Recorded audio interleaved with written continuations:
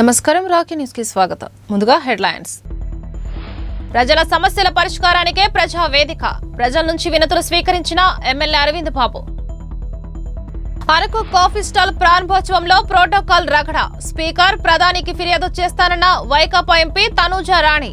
తమ ప్రభుత్వం లాగే ధర్మంగా ఇప్పుడు ఎన్నికలు నిర్వహించాలి. వైఎస్ఆర్సీపీ ఎంపీటీసీలను బెదిరిస్తున్నారని పోలీసులకు మాజీ ఎమ్మెల్యే గోపిరెడ్డి వార్నింగ్. జామాయిల్ వేలంపాటలో అవకతవకలపై కామ్రేడ్స్ ఆగ్రహం. అక్రమ రవాణాకు నిరసనగా సామాజిక వన సంరక్షణ రైతు సంఘం నేతల ధర్నా. ప్రజల సమస్యలను పరిష్కరించడమే ప్రజావేదిక లక్ష్యమని ఎమ్మెల్యే అరవింద్ బాబు అన్నారు. నరసరావుపేట పట్టణంలోని టీడీపీ కార్యాలయంలో ప్రజల నుంచి ఎమ్మెల్యే వినతులు స్వీకరించారు.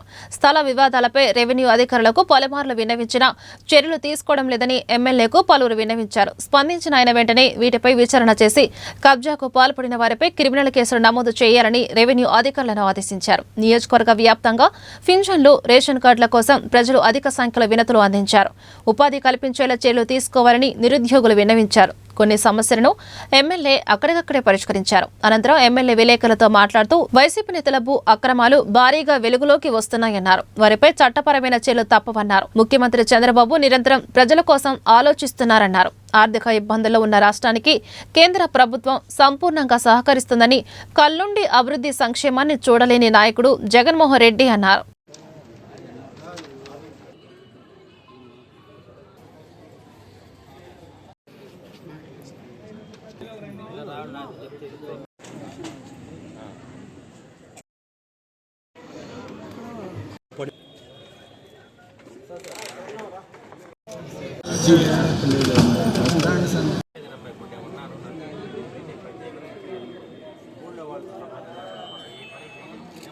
మరి ఏదైతే నారా చంద్రబాబు నాయుడు గారు ఇచ్చిన ఆదేశాల మేరకు, అదేవిధంగా పవన్ కళ్యాణ్ గారికి ఆలోచన ప్రకారం, మరి పార్టీ ఆఫీస్ నుంచి వచ్చిన ఆదేశాల ప్రకారం మరి గ్రీవెన్స్ డే పెట్టడం జరిగింది. నర్సాపేటలో అసెంబ్లీ సెగ్మెంట్లో గ్రీవెన్స్ డే పెట్టడం జరిగింది. దీనికి ఉమ్మడి కుటుంబ నాయకులు జులానీ గారు జనసేన, అదేవిధంగా రంగసేన రామకృష్ణ గారు బీజేపీ వారు కూడా రావడం జరిగింది. మరి పార్టీ పెద్దలు కూడా రావడం జరిగింది. మరి ఉమ్మడి కుటుంబం ఏర్పడిన తర్వాత ఇప్పటికీ 10 నెలలు కావస్తుంది. ప్రజలకి ఏదైతే అవసరాలు ఉన్నాయో, మరి ఇంటి స్థలం గురించి కానీ, రేషన్ కార్డులు కానీ, పెన్షన్స్ కానీ, వీటన్నిటి మీద అర్జీలు తీసుకుంటున్నాము. తప్పనిసరిగా ఒక 45 రోజుల్లో వీటన్నిటి కూడా పరిష్కారం చేయడానికి చంద్రబాబు నాయుడు గారు మాకు హామీ ఇవ్వడం జరిగింది. కాబట్టి ప్రతి అర్జీని తీసుకొని సెంట్రల్ పార్టీ హౌస్ పంపిస్తాము. అదేవిధంగా ఇక్కడే సంబంధిత అధికారులకి, కలెక్టర్ గారికి కానీ, ఎస్పీ గారికి కానీ, ల్యాండ్ రెవెన్యూ ప్రాబ్లమ్స్ ఉంటే రెవెన్యూ అధికారులకు పంపిస్తాము. తప్పనిసరిగా వీటన్నిటి కూడా మరి పార్టీ దృష్టి కూడా తీసుకెళ్తాము. మరి ఏదైతే చంద్రబాబు నాయుడు గారు, పవన్ కళ్యాణ్ గారు మరి పట్టుదలగా ఈ రాష్ట్రాన్ని అభివృద్ధి చేయాలి, రాష్ట్రంలో ఉన్న ప్రజలందరూ కూడా మరి సంతోషంగా ఉండాలి, రేపు రాబోయే కాలంలో రేషన్ కార్డులు, పెన్షన్స్, అదేవిధంగా ఇంటి స్థలాలు ఇవ్వడానికి, మరి 2 పూట్ల ప్రతి ఇంటికి కుళాయిలు బిగించడానికి, మంచినీటి కుళాయిలు, అదేవిధంగా తల్లికి వందనం వీటిని కూడా ఏర్పాటు చేయడం జరుగుతుంది. అదేవిధంగా మరి రేపు డిఎస్సీ కూడా పెడుతున్నాము. దాదాపు 16,700 మందికి ఉద్యోగాలు రావడానికి అవకాశాలు ఎక్కువ ఉన్నాయి. నర్సాపేటలో మీరు ఎమ్మెల్యేగా అయ్యి దాదాపు 7 నెలలుగా వస్తుంది. అంతకుముందు గత 35 సంవత్సరాల నుంచి ఏ ఎమ్మెల్యే కానీ, రాజకీయ నాయకుడు కానీ ఈ కార్యక్రమాలు ఏర్పాటు చేయలేదు. అన్ని వార్డుల్లో అన్ని కాలువలు, రోడ్లు అన్నీ చిమ్మించడం చాలా బాగా చేస్తున్నారు. ఇప్పుడు శంకరమఠం కట్టి 37 సంవత్సరాలు పూర్తయింది. ప్రకాష్ నగర్లో రైల్వే ట్రాక్ వాళ్ళు అడ్డగా ఉండటం వల్ల ప్రకాష్ నగర్ జనం రాలేకపోతున్నారు. ఇప్పుడు మళ్ళా చుట్టూ తిరిగి వచ్చేటప్పుడు అక్కడ ఆర్చి ప్రజల కోరిక మేరకు 15 లక్షల రూపాయలు పెట్టి ఆర్చి కడుతున్నాం. అక్కడ ప్రతిరోజు న్యూసెన్స్గా చెత్త చెదారం అన్నీ వేస్తున్నారు. అక్కడ దయించి మీరు వెంబడే అక్కడ ఏం చేయాలో ఒక సులభ కాంప్లెక్స్ కానీ, లేదా మున్సిపాలిటీది పెద్ద డస్ట్బిన్ కానీ అక్కడ పెడితే ప్రజలందరూ లోపల పోవడానికి వీలుంటుంది. నర్సరావుపేట, రొంపిచెర్ల మండలాల్లో ఉపాధ్యక్షుల ఎన్నికలను ఈ నెల 27 నిర్వహించేందుకు నోటిఫికేషన్లు జారీ చేశారని మెజార్టీ ఎంపీటీసీలు అందరూ వైఎస్ఆర్సీపీ వారేనని ఆ పార్టీ నేత మాజీ ఎమ్మెల్యే గోపిరెడ్డి శ్రీనివాసరెడ్డి అన్నారు. నర్సరావుపేట వైఎస్ఆర్సీపీ కార్యాలయంలో గోపిరెడ్డి మీడియా సమావేశం నిర్వహించారు. తెలుగుదేశం పార్టీకి మెజారిటీ లేకపోయినా పోలీసులను అడ్డం పెట్టుకుని తమ ఎంపీటీసీలను బలవంతంగా తీసుకువెళ్లి బెదిరింపులకు పాల్పడుతున్నారని ఆయన ఆరోపించారు. ఎమ్మెల్యే అరవింద్ బాబే స్వయంగా ఫోన్ చేసి ఎంపీటీసీలను బెదిరిస్తున్నారన్నారు. గత పట్టభద్రుల ఎమ్మెల్సీ ఎన్నికల్లో ఎమ్మెల్యే ఎమ్మెల్యేలు రిగ్గింగ్ చేశారన్నారు. దొంగ ఓట్లతోనే అంతా మెజార్టీ సాధించారన్నారు. ఈ ఎన్నికలకు కూడా అలానే చేస్తున్నారన్నారు. తమకు కూడా సమయం వస్తుందన్న విషయాన్ని గుర్తుపెట్టుకోవాలని పోలీసులకు వార్నింగ్ ఇచ్చారు. ఎన్నికల్లో ఎలాంటి అవాంఛనీయ సంఘటనలు జరిగినా అందుకు అధికార పార్టీ నేతలు పోలీసులే బాధ్యులు అవుతారన్నారు. అవాంఛనీయ ఘటనకు పాల్పడితే న్యాయ పోరాటం చేయడానికి సిద్ధంగా ఉన్నామని వైఎస్ఆర్సీపీ నేత గోపిరెడ్డి తెలిపారు. అనగా 27వ తారీఖున నర్సరావుపేట అసెంబ్లీ నియోజకవర్గ పరిధిలో నర్సరావుపేట మండలం ఉపాధ్యక్షుడు వైస్ ప్రెసిడెంట్ ఎన్నిక, అట్లానే పలు గ్రామాల్లో నర్సరావుపేట మండలం అట్లానే రొంపుచర్ల మండలం పరిధిలో పలు గ్రామాల్లో ఎక్కడైతే ఖాళీలు ఉన్నాయో అక్కడ వైస్ ప్రెసిడెంట్ ఎన్నికలకి నోటిఫికేషన్ ఇవ్వడం జరిగింది. ఈ నేపథ్యంలో ఈరోజు తెలుగుదేశం పార్టీ వాళ్ళకి మెజార్టీ లేకపోయినా, ఉదాహరణకి నర్సరావుపేట మండలంలో 17 మంది ఎంపీటీసీలు ఉన్నారు. 17లో ఒకరు చనిపోయారు. ఆ చనిపోయిన వారి వలన ఈరోజు ఉపాధ్యక్షుడు ఎన్నికలు జరుగుతూ ఉన్నాయి. 16 మందిలో ఒక్కరు కూడా టీడీపీ పార్టీ నుంచి గెలవలేదు. మా పార్టీలో గెలిచిన ఒక అమ్మాయిని మాత్రమే టీడీపీలో చేరి ఆ అమ్మాయికి పార్టీలో చేరినట్టు కండవ ఇచ్చే కార్యక్రమం జరిగింది. అది ఎప్పుడు ఈ కూటమి ప్రభుత్వం వచ్చిన తర్వాత. అంటే వాళ్ళ సంఖ్య 16లో 1, 15 మంది ఈరోజు వైఎస్ఆర్ కాంగ్రెస్ పార్టీ తరఫున ఉంటే వాళ్ళు ఎలా గెలుస్తామని అనుకుంటున్నారు? పోలీసు వారిని అడ్డం పెట్టుకొని మా ఎంపీటీసీలు బెదిరించే కార్యక్రమం చేయటం, ఎంపీపీ భర్తని బెదిరించే కార్యక్రమం చేయటం, వాళ్ళని తీసుకెళ్ళి 2-3 గంటలు కూర్చోబెట్టి మీ సంగతి చూస్తాం, మీ మీద కేసులు పెడతాం, నువ్వు ప్రభుత్వ ఉద్యోగం చేస్తున్నావు, నిన్ను సస్పెండ్ చేస్తాం, ఈ విధంగా బెదిరించే కార్యక్రమం నిన్న దాదాపు 3 గంటల పాటు బెదిరించే కార్యక్రమం చేస్తాం. అట్లానే రొంపుచర్ల మండలంలో ఎస్ఐ ఫోన్లు చేయటం, ఈరోజు తురిమెళ్ళ గ్రామంలో కానిస్టేబుల్ని పంపించి మా మెంబర్ని ఎక్కించుకొని రమ్మని పంపించడం, మా ఎంపీపీ అలవాల ఎంపీపీ వెంకట్రావు గారికి స్వయంగా ఎస్ఐ ఫోన్ చేసి బెదిరించే కార్యక్రమం చేయటం. వైస్ ప్రెసిడెంట్ ఎన్నికలు ఆల్రెడీ ప్రెసిడెంట్లు అందరూ గెలుచున్నారు. ఇది వైస్ ప్రెసిడెంట్ ఎన్నికంటే ఏదో నామమాత్రం ఎన్నిక. ఈ ఎన్నికలకు కూడా ఒత్తిడి తీసుకురావటం, ఫోన్లు చేయించటం మరీ అన్యాయం. ఎంపీటీసీలకు అయితే ఎమ్మెల్యే గారు డైరెక్ట్గా ఫోన్ చేశారు. అరవింద్ బాబు గారు నేరుగా ఫోన్ చేశాడు. ఫోన్ చేసి మాట్లాడుతున్నాడు, బెదిరిస్తున్నాడు. మీరు ఎప్పుడో గెలిచారు, అప్పుడెప్పుడో మీరు అవి చేశారు, ఇవి చేశారు, ఇప్పుడు మేము కూడా దౌర్జన్యం చేస్తున్నాం, ఆయన నేరుగా మేము దౌర్జన్యం చేస్తున్నాం అని ఎమ్మెల్యే గారు డైరెక్ట్గా ఎంపీటీసీలతో మాట్లాడుతున్నాడు. ఈ ఎన్నికల్లో కూడా బెదిరించాలని చూస్తున్నారు. మేము ఒకటే కోరుతున్నాం, మీ ద్వారా ఈరోజు ఎస్పీ గారిని కూడా కలుస్తాం, రిప్రజెంటేషన్ ఇస్తున్నాం, మాకు పోలీస్ ప్రొటెక్షన్ ఇవ్వాలని. కూటమి ప్రభుత్వం పార్లమెంట్లో అరకు కాఫీ స్టాల్ ప్రారంభిస్తూ స్థానిక ఎంపీగా ఉన్న తనను ఆహ్వానించలేదని, కనీసం దీనిపై సమాచారాన్ని కూడా ఇవ్వలేదని తనుజారాణి ఆవేదన వ్యక్తం చేశారు. అరకు కాఫీని పండిస్తున్న రైతులను 10 మందిని పార్లమెంటుకు తీసుకువస్తే బాగుండేదని, కూటమి ప్రభుత్వం చేసిన ప్రోటోకాల్ వైలేషన్పై స్పీకర్ ప్రధానికి లేఖ రాస్తానన్నారు. నిన్న జరిగిన inauguration, Araku coffee stall inauguration మన పార్లమెంట్ లో జరిగిందన్న విషయం మనందరికీ తెలిసిందే. అయితే ఈ ఇనాగ్రేషన్ ఫంక్షన్ కి స్థానిక అరకు ఎంపీని పిలవకపోవడం బాధాకరం.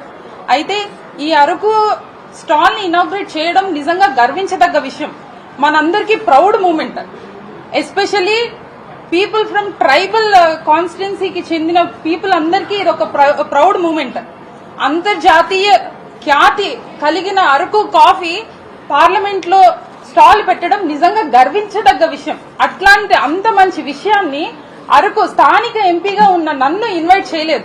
ఈ ప్రాసెస్ జరుగుతుంది, అరకు కాఫీని పార్లమెంట్ లోకి తీసుకుని వచ్చి పెడతాము అనే ఆలోచన మీకు కలిగిన రోజే అక్కడ మన ఎంపీ ఉన్నారు, మన సమస్యల మీద ఆమె పార్లమెంట్ లో మాట్లాడుతున్నారు, ఆమె వాయిస్ ని వినిపిస్తున్నారు పార్లమెంట్ లో. అలాంటప్పుడు అరకు పార్లమెంట్ లోని కాఫీ స్టాల్ ని పెడితే అరకు ఎంపీని పిలవాలనిపించలేదా?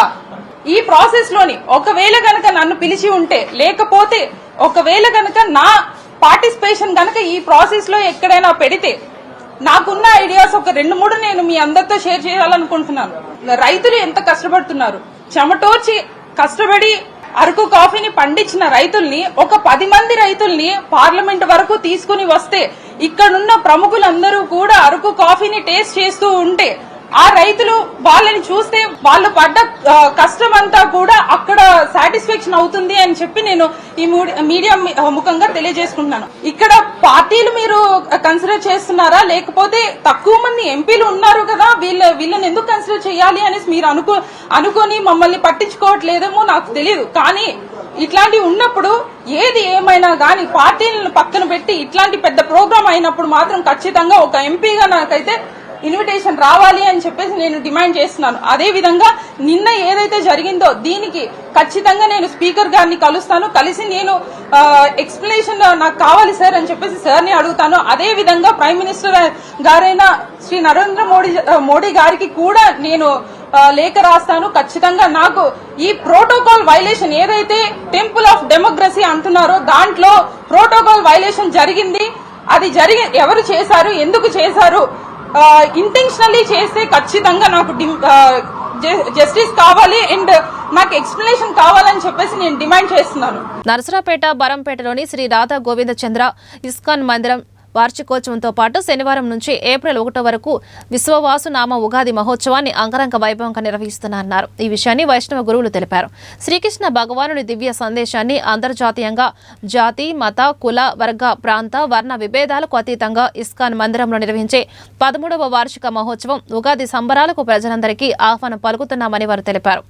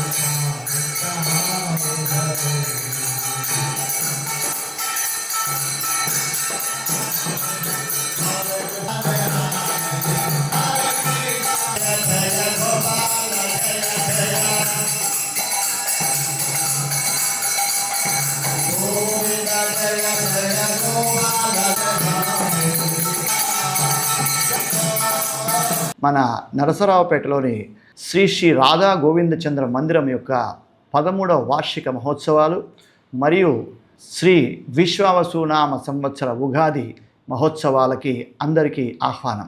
ఈ కార్యక్రమాలు ఈ నెల 29వ తారీఖు నుంచి ఏప్రిల్ 1వ తారీఖు వరకు నిర్వహించబడనున్నాయి. శ్రీకృష్ణ భగవాను యొక్క దివ్య సందేశాన్ని అంతర్జాతీయంగా జాతి, మత, కుల, వర్గ, ప్రాంత, వర్ణ భేదాలకు అతీతంగా సమస్త ప్రజానీకాన్ని ఒకే తాటిపై నడిచే విధంగా అంతర్జాతీయ సమైక్యతను ఆచరిస్తూ ప్రచారం చేయు ఇస్కాన్ సంస్థ సనాతన ధర్మాన్ని, వైదిక నాగరికతను సామాన్య మానవులు సైతం సరళంగా ఆచరించే విధంగా విస్తృతంగా ప్రచారం చేస్తూ సామాన్య మానవునికి ఆత్మ వికాసాన్ని కల్పిస్తున్న నరసరావుపేటలోని మన ఇస్కాన్ మందిరం యొక్క 13వ వార్షిక మహోత్సవాలు మరియు ఉగాది పండుగ యొక్క హృదయపూర్వక ఆహ్వానం. ఈ మహోత్సవాలకి అందరికీ కూడా ఆహ్వానం. ఈ కార్యక్రమంలో భాగంగా 29వ తారీఖున ఉదయం 6 గంటలకు మన నరసరావుపేటలోని బరంపేట పురవీధుల గుండా హరినామ సంకీర్తన నిర్వహించబడుతుంది. అనంతరం 29వ తారీఖు సాయంత్రం 6:30 అధివాస పూజ నిర్వహించబడుతుంది. ఆ తర్వాత 30వ తారీఖు అనగా ఉగాది పర్వదినం, ఆ రోజే మన ఇస్కాన్ శ్రీ శ్రీ రాధా గోవింద చంద్ర మందిరం యొక్క 13వ వార్షిక మహోత్సవం కూడా. కాబట్టి ఆ రోజున శుభ మంగళహారతి ఉదయం 4:30 ప్రారంభమై అనేక కార్యక్రమాలు నిర్వహించడం జరుగుతాయి. వాటిలో ప్రధానంగా 8:30 శుభ దర్శన హారతి, ఆ తర్వాత 12:30 భగవంతుడికి 1008 రకములైనటువంటి భక్ష్యములతో మహారాజభోగ నివేదన కార్యక్రమం నిర్వహించడం జరుగుతుంది. అనంతరం మహాహారతి, ఆ తర్వాత 1:30 భక్తులందరికీ కూడా సంపూర్ణ ప్రసాద వితరణ అనగా అన్నదాన కార్యక్రమం నిర్వహించడం జరుగుతుంది. అదే రోజున అనగా ఉగాది రోజున సాయంత్రం 5 గంటల నుంచి సాయంత్రం కార్యక్రమాలలో భాగంగా ఉత్సవమూర్తులందరికీ కూడా 56 రకాలైనటువంటి విశేష ద్రవ్యాలతో మహాశంఖాభిషేకం నిర్వహించబడుతుంది. అలాగే అనంతరం మూల విరాట్టు శ్రీ శ్రీ రాధా గోవింద చంద్ర భగవానుల వారికి 1008 కిలోగ్రాముల వివిధ రకముల పుష్పాలతో పుష్పాభిషేకం కూడా నిర్వహించడం జరుగుతుంది. అనంతరం రాత్రి 8 గంటలకు మన మందిర ప్రాంగణంలో ఉన్నటువంటి శ్రీవారి పుష్కరిణిలో శ్రీ శ్రీ రాధా గోవింద చంద్ర ఉత్సవమూర్తులకు తెప్పోత్సవం కూడా నిర్వహించడం జరుగుతుంది. ఈ తెప్పోత్సవ కార్యక్రమం 31వ తారీఖు మరియు 1వ తారీఖు ఏప్రిల్ ఈ 2 రోజుల్లో కూడా కొనసాగుతుంది. కాబట్టి వెరసి ఈ కార్యక్రమాలు 4 రోజుల పాటు నిర్వహించనున్నాము. కాబట్టి భక్తులందరూ కూడా ఈ శ్రీ శ్రీ రాధా గోవింద చంద్ర భగవాను యొక్క 13వ వార్షిక మహోత్సవాలలోను మరియు ఉగాది ఉత్సవాలలోనూ చక్కగా పాల్గొని శ్రీ రాధా గోవింద చంద్రుని యొక్క సేవలో పాల్గొని దర్శించి కృష్ణ కథను శ్రవణము చేసి కీర్తనలో పాల్గొని తీర్థ ప్రసాదములన్నింటినీ స్వీకరించి తరించవలసిందిగా ప్రార్థిస్తున్నాము. హరే కృష్ణ. నరసరావుపేటలోని ఆర్డీఓ కార్యాలయంలో జాతీయ రహదారి చట్టం 1956 నగరికల్లు ఓడరేవు 166 ఏపై రైతులతో అవార్డు వితరణ కార్యక్రమం నిర్వహించారు. ఈ కార్యక్రమంలో నరసరావుపేట మండలం పరిధిలోని రావిపాడు, జొన్నలగడ్డ, కేసనపల్లి, ఇసప్పాలెం, గార్లపాడు రైతులు పాల్గొన్నారు. ఈ సందర్భంగా డిస్టిక్ రెవెన్యూ అధికారి మురళి మాట్లాడుతూ భూసేకరణ చట్టం కింద రైతులకు అవార్డు విచారణ కార్యక్రమం జరిగిందని 167 ఏపై రైతులకు వివరించడం జరిగిందని తెలిపారు. కొంతమంది రైతులు వారి వ్యక్తిగత సమస్యను తెలిపారని అన్నారు.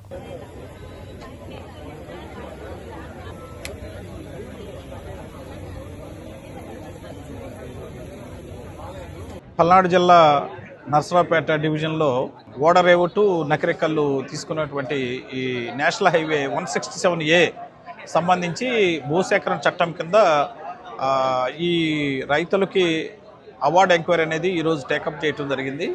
దీనిలో భాగంగా ప్రధానంగా ఈరోజు కేసానపల్లి రైతులు రావడం జరిగింది. దీన్ని కూడా రైతులకి వాళ్ళకి వివరించడం జరిగింది. ఈ నేషనల్ హైవే 167A ఎందుకు తీసుకుంటున్నాము, దాన్ని ఉన్నటువంటి రేట్లు కూడా వివరించడం జరిగింది. కొంతమంది వాళ్ళు వ్యక్తిగతంగా మా ఈ కన్వర్షన్ అయినాయి, లేకపోతే కమర్షియల్ వాల్యూషన్ ఉన్నాయి, రోడ్డు ప్రక్కన ఉన్నాయి, ఆ తర్వాత స్ట్రక్చర్స్ ఉన్నాయి, ఇలాగా వాల్యుయేషన్ ఉన్నాయని చెప్పడం జరిగింది. ఇవన్నీ కూడా వాళ్ళ దగ్గర వ్యక్తిగతంగా మరి అర్జీలు తీసుకొని అర్జీల్లో ఉన్నటువంటి వాళ్ళకున్నటువంటి డాక్యుమెంట్ ఎవిడెన్సు ప్లస్ వాళ్ళు చేసినటువంటి క్లెయిమ్లో ఉన్నటువంటి వ్యాలిడిటీని దృష్టిలో పెట్టుకొని చట్ట ప్రకారము కాంపన్సేషను ఎంత ఇవ్వాలనేది మ్యాక్సిమం ఎంత వీలైతే అంత ఇవ్వటం మన కాంపిటెంట్ అథారిటీ జాయింట్ కలెక్టర్ గారు ఉన్నారు. సో వారు నిర్ణయిస్తారు. ఆ ప్రకారంగా తీసుకొని మరి ఈ జాతీయ రహదారి నిర్మాణం చేయటం జరుగుతుంది. నగరికల్లు, చీరాల, వాడరేవు జాతీయ రహదారి పరిధిలోని నరసరావుపేట బైపాస్ రోడ్డు నిర్మాణం కోసం భూ సేకరణపై ఆర్డీఓ కార్యాలయంలో అవార్డు విచారణ చేశారు. జొన్నలగడ్డ రైతులు ఆర్జీఓకి వినతి పత్రం అందజేశారు. కామినేని అంజలీదేవి మాట్లాడుతూ సర్వే నెంబర్ 39లో 6 అడుగుల లోతున సాగునీటి పైపులు ఏర్పాటు వేసుకుని పంట పండించుకుంటున్నామన్నారు. బైపాస్ రోడ్డు నిర్మాణంతో పైప్ లైన్లు పగిలి సాగునీరు వచ్చే అవకాశం లేదన్నారు. సాగునీటి పైప్ లైన్లు దెబ్బతినకుండా చూడాలని అధికారులకు పీడీఎం నల్లపాటి రామారావు సూచించారు. ఆ పొలాన్ని పరిశీలించి రైతులకు సాగునీటి ఇబ్బంది లేకుండా సంబంధిత అధికారులతో మాట్లాడి న్యాయం చేస్తామని అధికారులు హామీ ఇచ్చారని రామారావు తెలిపారు. ఈరోజు జొన్నలగడ్డ బైపాస్ రోడ్డుకు సంబంధించి కాసినపల్లి దగ్గర రోడ్డుకు సంబంధించి ఇక్కడ ఆర్డీఓ గారి ఆఫీసులో గ్రామ సభ జరుగుతుంటే అక్కడ జొన్నలగడ్డ కాసినపల్లి రైతులు ఒక మెమోరాండం ఇచ్చారు. ఈ మెమోరాండానికి సంబంధించి ఆర్డీఓ గారికి ఇక్కడ ఉన్న ఆఫీసులకు మేము ఒక రైతులుగా తెలియజేశాము. గత 30 సంవత్సరాలుగా కామినేని శ్రీదేవి అదేవిధంగా వాళ్ళ కుటుంబ సభ్యుల పొలంలో నుంచి 30 సంవత్సరాల కిందట గొట్టాలు వేసి దాదాపు 100 ఎకరాలకి నీటి పాతాలు జరుగుతుంది. ఇప్పుడు ప్రభుత్వం వారు ప్రవేశపెట్టిన బైపాస్ రోడ్డు కారణంగా ఆ పైపులన్నీ పగిలిపోయి రైతులు పెద్ద ఎత్తున నష్టపోయే ప్రమాదం ఉంది.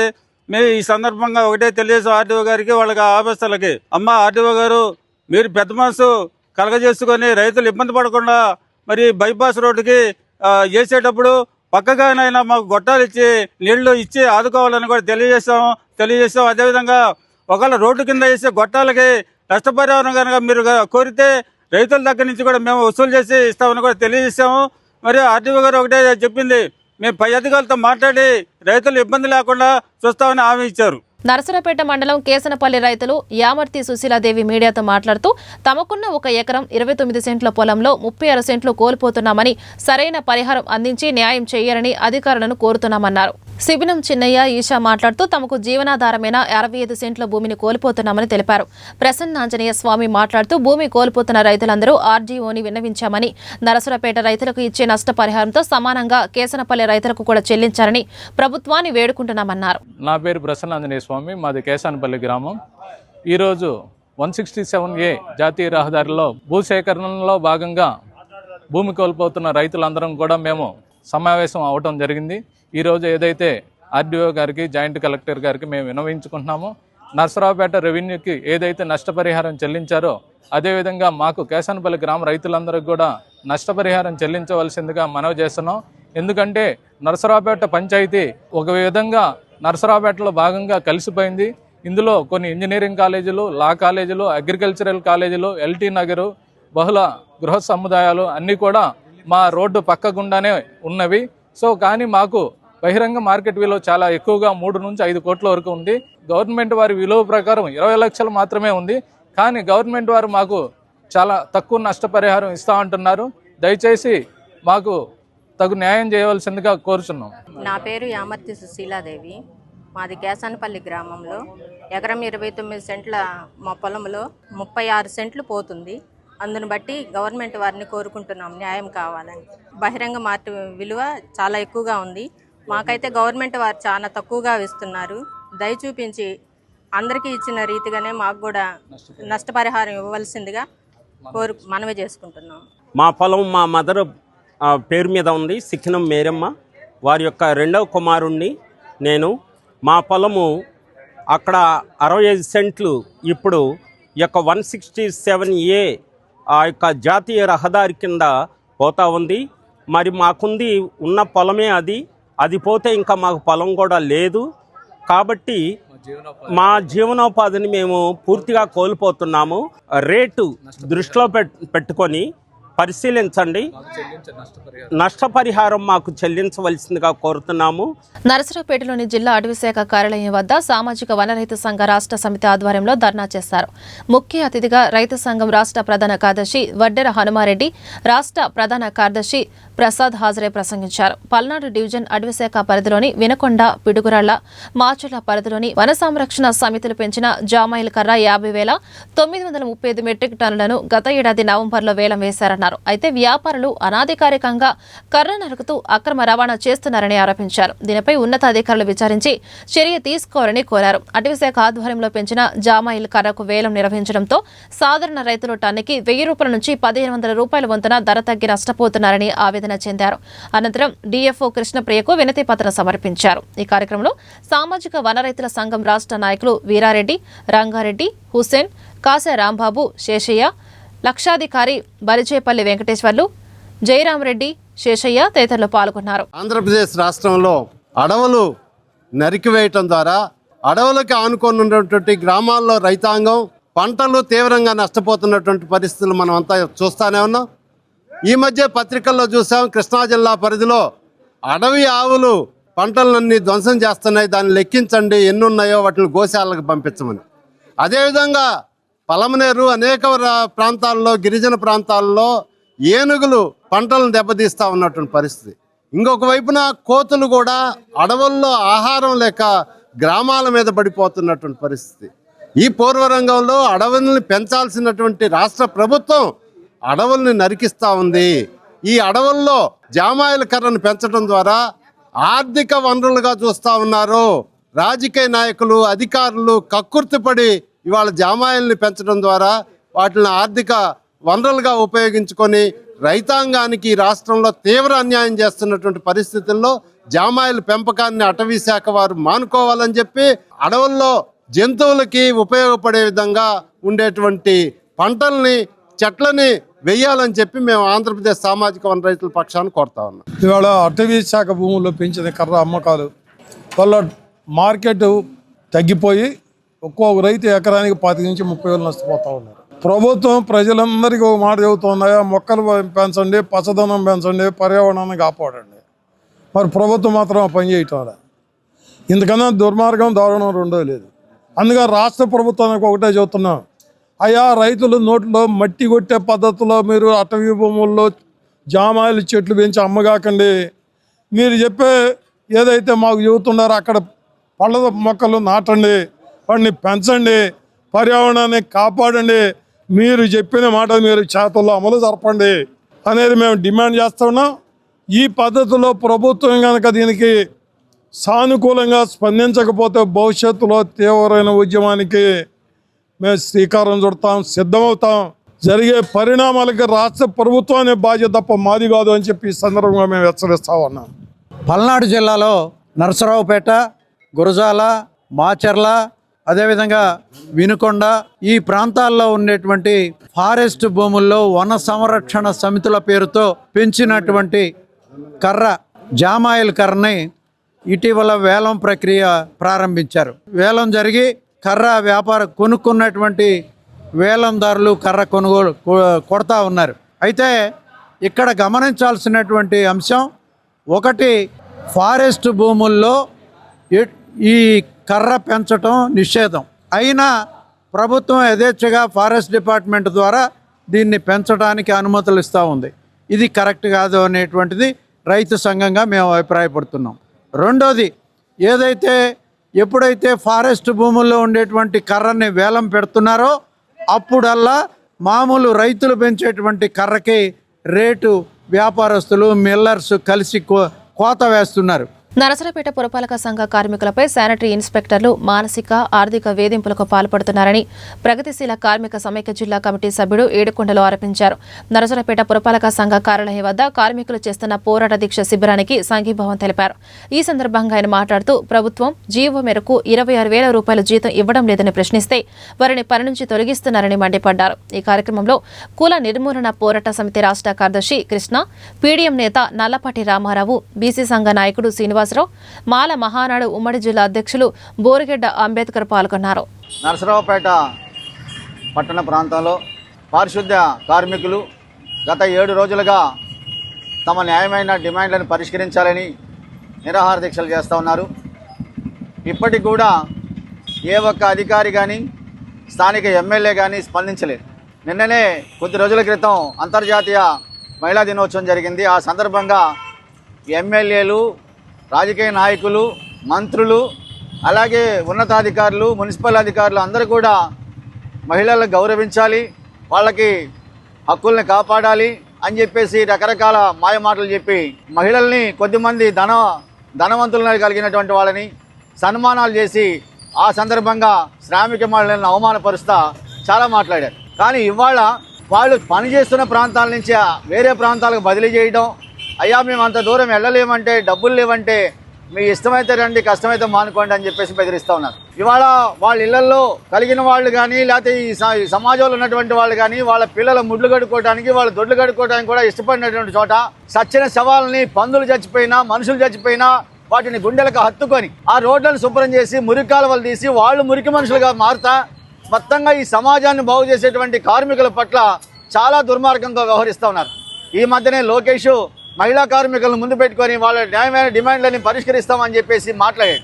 అదంతా సమాజం చూసింది. కానీ లోకేష్ మాట్లాడిన తర్వాత మళ్ళీ ఈరోజు మహిళలు కార్మికులు మొత్తం గుంటూరు కానీ, తెనాలి, పొన్నూరు, రేపల్లి అన్ని ప్రాంతాల్లో కార్మికులు, పారిశుద్ధ్య కార్మికులు రోడ్లెక్కి వాళ్ళు ఉద్యమం చేస్తూ ఉన్నారు. ఎందుకంటే వాళ్ళకి గవర్నమెంట్ యాక్ట్ ప్రకారం 26,000 రూపాయలు జీతం ఇవ్వాల్సి ఉంటే కేవలం కొంతమందికి 6,000 రూపాయలు ఇచ్చి సరిపెడతా ఉన్నారు, కొంతమందికి 21,000 రూపాయలు ఇచ్చి సరిపెడతా ఉన్నారు.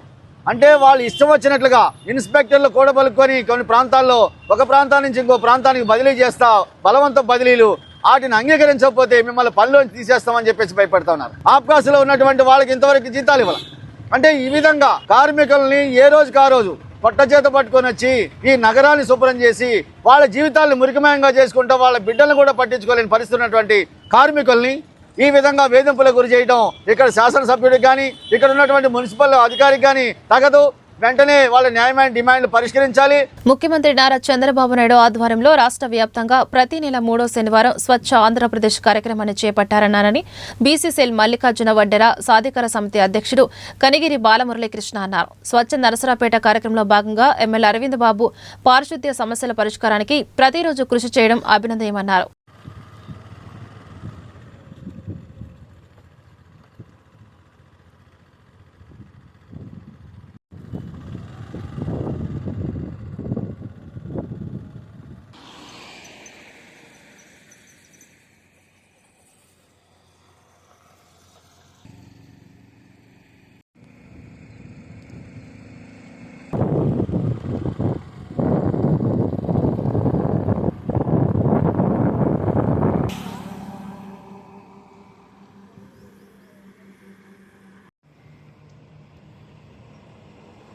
మన నరసరావుపేట ఎమ్మెల్యే గారు చదలవాడ అరవింద్ బాబు గారు బీసీల ముద్దు బిడ్డ.